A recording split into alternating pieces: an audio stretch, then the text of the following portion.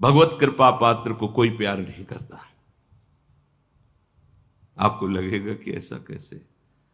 क्योंकि कृपा उसको कहीं फंसने नहीं देती, हर जगह से हटाकर और प्रभु के सन्मुख कर देती है। हमारा दुर्भाग्य है जो हमें लगता है कि हमें कोई प्यार करता है, प्रभु के सिवा कोई हमें प्यार करता है। अगर ऐसा लगता है तो हमारा दुर्भाग्य है।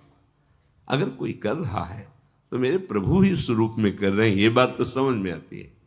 प्रभु से विमुख होकर कोई हमें प्यार कर रहा है, ये तो बहुत बड़ा माया का फसाव हो गया, भ्रम हो गया।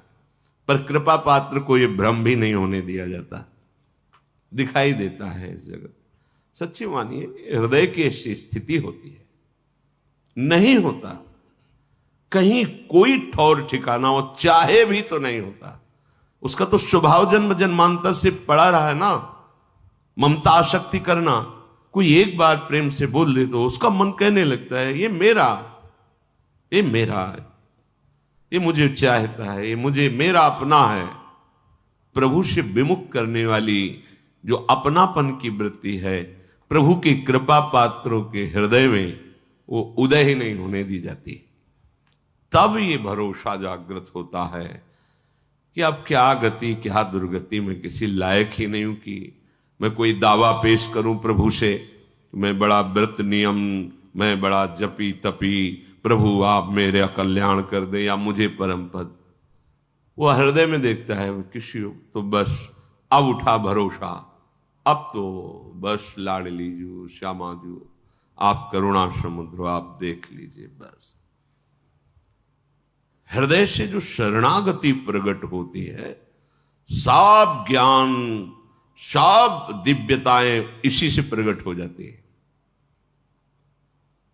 बहुत ही आसक्ति शरीर में सूक्ष्म होती है, कहने की बात अलग होती है, मैं शरीर नहीं हूं। शरीर से परम पद प्राप्त करने की भावना भी बड़ी सुदृढ़ होती है। ये हम साधकों की बात कह रहे हैं, विषयी पुरुषों की तो बात ही नहीं, वो तो जानते, हम उनकी बात कर रहे हैं जो दौड़ रहे हैं, जो पड़े हुए हैं गिरे, उनकी तो बात नहीं। वो तो जब खड़े होंगे तब उनकी समझ में आएगी बात, अभी तो पड़े हैं विषयों में। जैसे स्वप्न में कोई बड़बड़ा रहा हो तो उसकी बात नहीं समझी जाती, ऐसे विषयी पुरुषों की बात सुनने लायक नहीं है। जो दौड़ रहे हैं सतमार्ग में, तो किससे दौड़ रहे हैं? शरीर से, मन से, स्वभाव से। ये तीनों है कौन? माया रचित है ना। बड़ी सूक्ष्मता होती है। हम इन्हीं तीनों से माया मुक्त होना चाहते हैं, इन्हीं तीनों को पकड़ के सूक्ष्मता से देख लो आप। तर्क की कोई बात नहीं है इसमें। अगर हम परमार्थ पे चल रहे हैं तो इन्हीं तीनों का आश्रय होता है। अंदर से देखना, ये आंख की बात कह रहा हूं, छाती की बात। शरीर स्वस्थ रहे, मन निर्विकार होकर प्रभु में लगे, हमारा स्वभाव बन जाए कि हम सदैव सत्य चिंतन करें। ये कोई गलत बात नहीं है, ये आकांक्षा ठीक है, पर आश्रय किसका है? अब इसी बात से पूरा जीवन पीछे का जो संन्यास का, अब उस पर प्रहार हो गया। शरीर भारी अस्वस्थ, भयानक पीड़ा, रोग। अरे कैसे आपको बताएं? गंगा किनारे की भोली बुद्धि, हमें पता नहीं क्या, बहुत दर्द हो रहा है, बहुत परेशानी। रोटी मांगने गए ब्रजवासी में, कहा बात बाबा उदास काहे को है? भैया पता नहीं पेट में क्या, कोई कहता कीड़ा है, कोई। अरे आप क्या समझते, 250 रुपये का अल्ट्रासाउंड होता था, उसके लिए व्यवस्था नहीं थी। कई बार डॉक्टर को वो कहते थे आप करवाओ अल्ट्रासाउंड तो पता चले कहाँ क्या है। किसी के पास कोई संत ले गए कि संत को अल्ट्रासाउंड कराना है, तो ऐसे बात कर रहे थे जैसे किसी मुजरिम से बात किया जाता है। आप कागज दिखाइए, कागज तो नहीं है, ऐसे हम नहीं दे सकते आपको, आप कागज दिखाइए, डॉक्टर से बनवा के ले। ये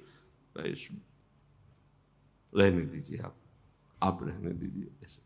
वो माई ने कहा मैं दवा बताऊं? वहां मिट्टी का तेल पी बाबा, दूध मठा दही घी की तो कुछ बात होती तो समझ। एक बोतल मिट्टी का तेल भर के दिया और कहा खाली पेट पी, सब ठीक हो जाएगा। मिट्टी का तेल, किडनी खराब, पता तो था लैला, और भीषण कष्ट। एक था बल, संयम से चलो, साधन में रहो। किसका? इसी माइक शरीर का, इसी अंतःकरण का, इसी स्वभाव का। ये बंधन है, मुझे पता नहीं चल पाया। बड़ी सूक्ष्म विषय, अगर उपासक हो तो हमारी बात समझोगे। साधन चल रहा है, भगवत मार्ग में चल रहे हैं, आश्रमों पे बैठ, पूर्वाभ्यास, सब साधन बिल्कुल ठीक। तो सुख किसका मिल रहा है? साधन का। भरोसा किसका है? जिससे साधन बन रहा है। किससे? शरीर से, अंतःकरण से, स्वभाव से। आश्रय किसका है? साधन। साधन से वो परम पद मिलेगा। समझ में आया? बिल्कुल यही था, यही था। जितेंद्रिय ये से ऐसे ऐसे। अब मारा तीर, जो हमने आश्रय लिया था, अब हो गया। जब पता चला किडनी फेल, क्या होता है? मर जाता है आदमी।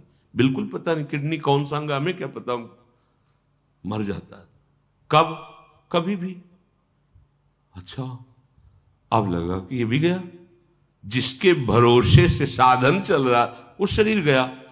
अब मन शरीर के, अब इस समय ये पाठ, इस समय ये आचरण, इस समय ये अभी ठिकाना जिसे परमानंद कहते हैं, वो केवल केवल इनके त्याग से उत्पन्न होता है। ये बात नहीं समझ में आई थी? त्याग तो है ही है ना बाबा जी मेरा, लेकिन आश्रय इसी शरीर के साधन से, इसी अंतःकरण के संकल्प विकल्प वृत्तियों से, इसी स्वभाव से उस परम पद की, कहीं कोई बीच में नहीं है। और इसी पे बाण चल गया। अब उदय हो रही है जो जीवन की परम लाभ वृत्ति है। अब तो साधन नहीं बनेगा। कब शरीर छूट जाएगा पता नहीं, मन कहां कब फंस जाए कोई पता नहीं। मतलब पीड़ा हो रही, मन पीड़ा का चिंतन करे, अंदर से आर्त भाव जागृत है, हे प्रियाजू आपका स्वभाव सुना है।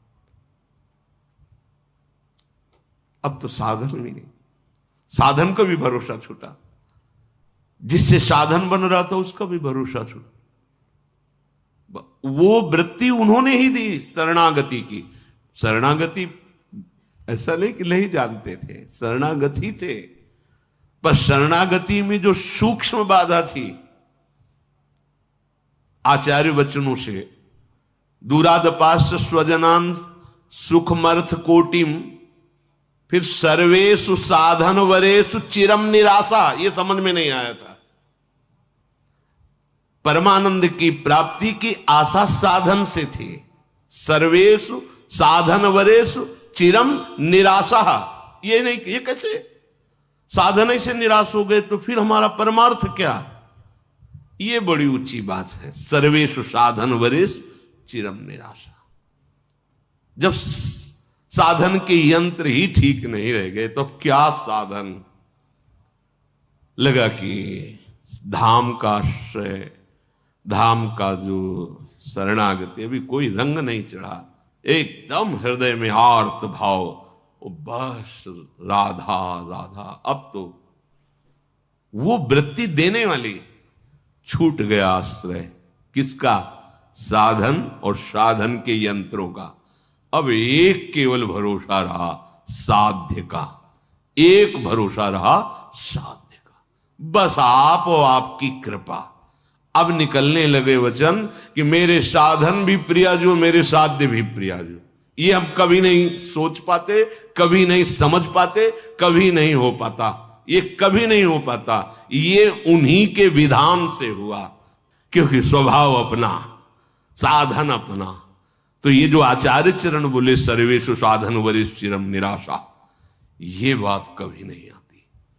ये उनकी कृपा से जब ये बात आई तो फिर बात की बात प्रकाशित हो गई, उन्हीं की कृपा। बस अब नरक स्वर्ग अपवर्ग आस नहीं त्रास, न जीने की आस, न मरने की आस, न गति न दुर्गति, कोई प्रश्न नहीं, कोई समाधान चाहने की इच्छा नहीं, हो गया।